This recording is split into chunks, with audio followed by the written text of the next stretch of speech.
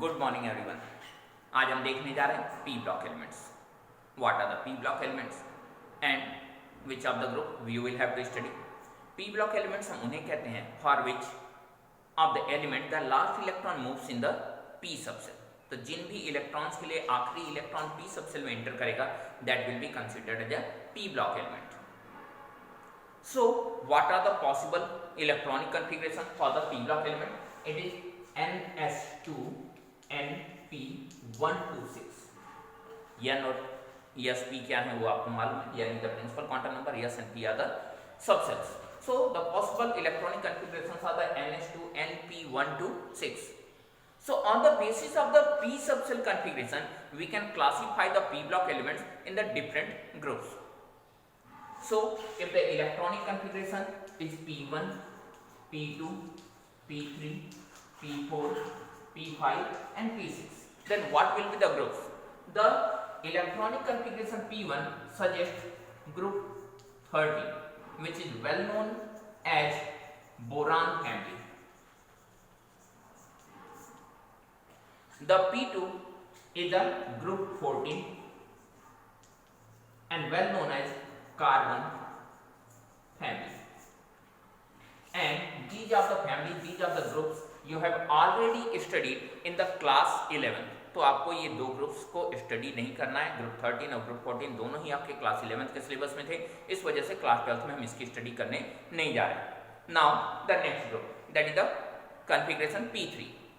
This one is called group 15 and well known as nitrogen family.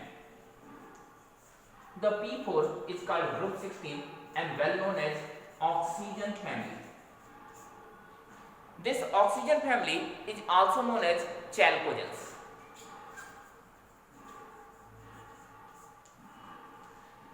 Initially it was considered that they are generated from the chalk, they are generated from the brass, and this is the reason they were called the chalcogens. Then they are well known as oxygen family, but sometimes they are also called as the chalcogens.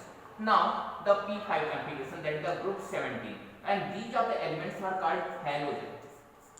The first question arises, सारे के सारे group member तो अपने first member, सारे के सारे groups अपने first member के नाम पे नेम किए गए हैं, तो क्यों इसे फ्लोरीन फैमिली नहीं कहा गया? Why it is called the halogen? When you will see the fluorine, the first member, that is the fluorine, you will find the fluorine is highly reactive. And because of the highly reactive nature of the fluorine was discovered late. And due to the late discovery of the fluorine, the group is not called the fluorine family. ये तो ठीक है कि late discovery की वजह से fluorine family नहीं कहते, तो हेलोजन क्यों कहते हैं? हेलोजन का भी तो कोई रीजन होगा। Because it is considered that these are the elements are generated from the hello, they are generated from the sea, they are generated from the salt, and this is the reason why they are called the halogens.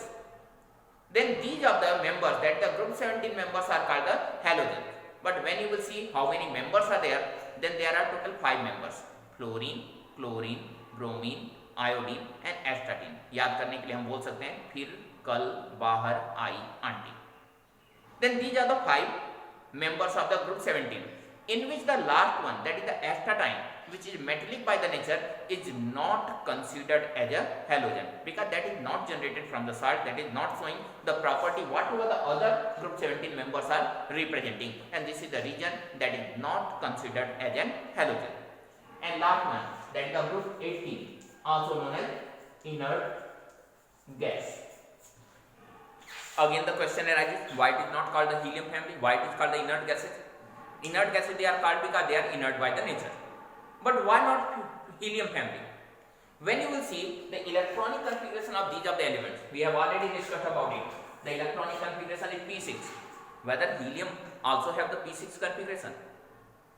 The helium have atomic number 2, electronic configuration 1s2. And with that electronic configuration, the helium is not fulfilling the criteria of electronic configuration for the system. Helium is in this group only due to their chemical reactivity, and all the other members are chemically inert. Helium is also chemically inert, so that is put in this group. Otherwise, the electronic configuration is not supporting this position. Electronic configuration is saying that this is the second group element having electronic configuration 1s2. फिर भी हमने यहाँ पे इसलिए रख दिया because that have the complete duplet. Even other members don't have the complete duplet. Other members have the complete octet. So if the helium is not supporting all the conditions of the group, then whether the element will be the representative element for the group. जो first member जिसके नाम पे हम किसी भी group का नाम रखते हैं वो रिप्रेजेंटेटिव एलिमेंट होता है. तो क्या हीलियम उस ग्रुप को रिप्रेजेंट कर सकता है? Surely not. And this is the reason the group is not called helium family, that is called inert gas family. So these were the 6 groups which belongs to the P block, in which first 2 groups we have already studied in the class 11. So we will have to start from the group 15, and with this electronic configuration P3. Then when we discuss about the group 15, then first of all we discuss that what are the members in the group 15. The members of group 15 are the nitrogen, phosphorus, arsenic, antimony and bismuth. याद रखना है तो आप कह सकते हैं नाना, पाटेकर, ऐश्वर्या, सब बिखर, ऐसा कुछ. Then nitrogen, phosphorus, arsenic, antimony and bismuth. These are the 5 elements in this group. What is their source? From where these are the elements comes from? Surely the first one, that is the nitrogen, is easily available in the air. We say that the 78% of the atmosphere is made by the free nitrogen, that is the N2, diatomic nitrogen. So that is available in the air. When you will see the next one, phosphorus, it is available in some of the rocks as well as the earth crust, and other members are also available in the earth crust. Earth crust is the one of the major source of any of the mineral. Almost all the minerals are available in the earth crust. So you can write the earth crust for any of the element which you don't know that what is the source of these of the element. So these are the elements and their source. Now if you will see about the appearance, what is the appearance of these of the system, what is the physical property of these of the element. So first of all, when you will see the nitrogen, it is gas. And what type of gas? It is a colorless, odorless, tasteless gas. It don't have any color, no any taste, no any smell. So this is the colorless, odorless, tasteless gas. But when we talk about the phosphorus, it survives in the allotropic forms. That means more than a single form.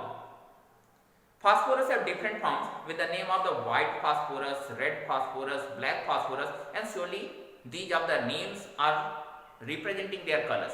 White phosphorus have the white color, red phosphorus have the red color, and the black phosphorus have the black color. When you will discuss about the physical property, the white phosphorus is a white waxy solid. The solid is, red is a little more harder than the white one. आपने देखा है माचिस की तीली के ऊपर जो material लगा रहता है, that is called the red phosphorus. So that is the red phosphorus. Black is even harder. That is conductor by the nature. So this is the physical property of the phosphorus. The other elements are very rarely available in our atmosphere. Arsenic is black and other elements are metallic grey by the color. Now the electronic configuration. We have already seen the electronic configuration, and that electronic configuration is NS2 and NP3. With this electronic configuration, what we find, what is the oxidation state of the system, of the group. When we talk about the oxidation state, we say that how many electrons the system can lose or gain. With this electronic configuration, we can say that by taking 3 more electron, it can complete their octet. 5 electron already हैं, 3 और electron लेगा तो octet complete हो जाएगा. That means the possible oxidation state is -3. But nitrogen and phosphorus can show the -3 oxidation state as they have the smaller size. Rest of the members are not capable to show the negative oxidation state because they have the greater size, they have the metallic character, they have the tendency to donate electron. They are not going to take the electron, they are not going to show the negative oxidation state. So only nitrogen and phosphorus can show the negative oxidation state. When you will see the what are the possible positive oxidation state, the system can lose 3 electrons to vacant their p subshell to get a completely filled p subshell configuration. So it can also show +3 oxidation state. And when you will see the complete removal of the electron from the valence cells, it can also show the +5 oxidation state. So these are the three possible oxidation state: -3, +3 and +5 oxidation state for the group 15. Which of the element of the group 15 are going to show these of the oxidation state?